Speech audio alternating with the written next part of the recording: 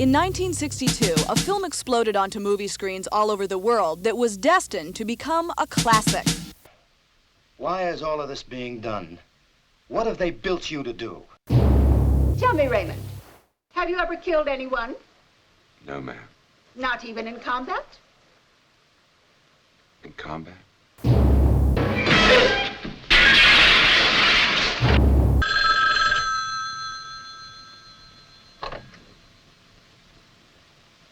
Raymond Shaw, please. This is he. Raymond, why don't you pass the time by playing a little solitaire? 26 years later, John Frankenheimer, the director, George Axelrod, the writer, and Frank Sinatra, the film's star, reunite for the first time to discuss the making of The Manchurian Candidate. When you became part of it, it became a real movie. I mean, without you, we wouldn't have had a movie. Thank you very much. No, but that's true. When you did something that most people just don't do, and which is that you committed to this on faith in us. I remember that, yes. It was really a wonderful, wonderful, wonderful experience. And you let me do what I was able to do. You let George do what he was able to do. There was none of this constant interference that you read about today. It's so simple to explain. We three people believed what we were doing. We wouldn't have been together if we hadn't believed it. And I think that really was the answer to how it came about. It's not the fact that I let you do what you wanted to do. Not at all. From my point of view, I remember two things that you contributed that were extraordinary because you didn't really know you were contributing. I was working on the script in New York, but this time you were in California, and a certain amount of time had elapsed. And I finally, and you were very, very patient. I hadn't seen the script yet. And finally you called and said, I'd like to see some pages. And it's been quite a while. I don't mean 20 pages. I mean, I would like to see a few more pages than 20 pages. As it happened, you were absolutely psychic. I had 20 pages. So I ended up absolute panic. I finally got my stuff together. I had all the stuff laying out. I'd never put it together. I was frightened. Over the weekend, I got you 80 pages and sent it. I would never have pushed the thing over and got the first 80 had you not suddenly given it a little push. And the second thing I recall was, you remember the monster time we had shooting? You remember Johnny shooting 6 or 7 days shooting the dream sequence? Oh, yeah. You remember? Oh, yes, what a of nightmare course. shooting that thing was. Yeah. You had to shoot it from every different angle. That's correct. With every different combination. And Frank finished in the picture, if you recall, and he was going to leave. So we just said, let's cut it together, just make a quick rough cut for Frank. And we did that afternoon. Showed us, and we never changed it. No, we never did.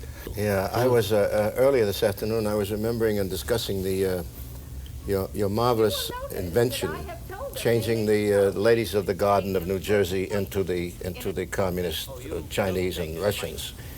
And that knocked me out. Marvelous outlet for his aggressions. May I have the bayonet, please?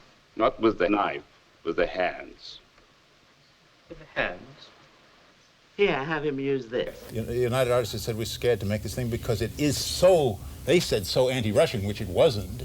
And it wasn't, of course, but they said, and if President Kennedy, a year from now when this picture is released, if Kennedy is just about to have some sort of a rapport with the Russians, it's going to embarrass them. And you said, I just came down from Johannesburg, and I saw the President, and the President said, what are you going to do next? And I said, the Manchurian Candidate. And he said, great, who's going to play the mother? That sort of ended that argument, if you remember. He was really interested, though, in the facts of the project itself. The fact that people have read all kinds of connotations into this thing is funny because we set out to do Dick Condon's book. That's what we did. Right. We did all sorts of strange things, but we did them so automatically. I mean, it's rather strange that Angela Lansbury was 1 year older than Larry Harvey and played his mother. And nobody questioned it for a second. She was superb. She was just wonderful. Absolutely marvelous in the picture. And she was sinister. She really was. Terrifying. She was a heavy. But now we have come almost to the end. One last step. And then when I take power, they will be pulled down and ground into dirt for what they did to you. And what they did in so contemptuously underestimating me. In the book, there's quite a big thing about the incestuous relationship between the mother and son. But somehow, the way she played it at the very end, she implied it very subtly and very, very, very effectively, I thought. And she kissed him straight on the straight lips, on, and then yeah. and then she put a period to the whole idea, whether is she or isn't she, was the whole point. Yeah. And Frank, I think another thing, too, that might be interesting to talk about, which is the fact that in those days, when we made that picture, we weren't able to do all the graphic violence that they do today. I think it made it a better movie. And we had the first karate fight that anybody ever had in the picture. That's the first one. First one, yeah. With Henry Silva. The sequence where I walked up to the door looking for Larry, and Henry Silva opened the door, there was a moment where he knocked me down, and I said to him, kick at my face with your left foot. The scene started, and he came at me, and he kicked with the other foot. I want to tell you something. I never moved so fast in my whole life. I just shoved everything over to one side like that, and he caught it in the fist. I broke my finger in that thing. You see that? War wound. Is that your wound from the Manchurian Candidate? Yeah, that's my war wound. When I went for his head and hit the table and broke the table. That's right. It was a solid table, and they cut into it. And there was a movement where I hit him, and he fell against the table. In the rehearsal, I said, that's the right position. Either he didn't hear well, or he didn't know left or right. It's a good thing it was rehearsal. But he moved into the area where I was going to bring my hand down. When we talked, and either one of you said, what role would you like to play? And I said, I'd like to play the Marco, the guy in the service, the soldier, because I knew that the slightly tougher role was the role that I wanted to play. I wouldn't have known how to play the thing that Larry did. Well, as it turns out, it was sure the right choice. Right choice. That symbol was a grabber, the Queen of Diamonds. Absolutely. And he played off it so well. When he said, how about a little solitaire? Well, his eyes kind of got almost crossed, you know?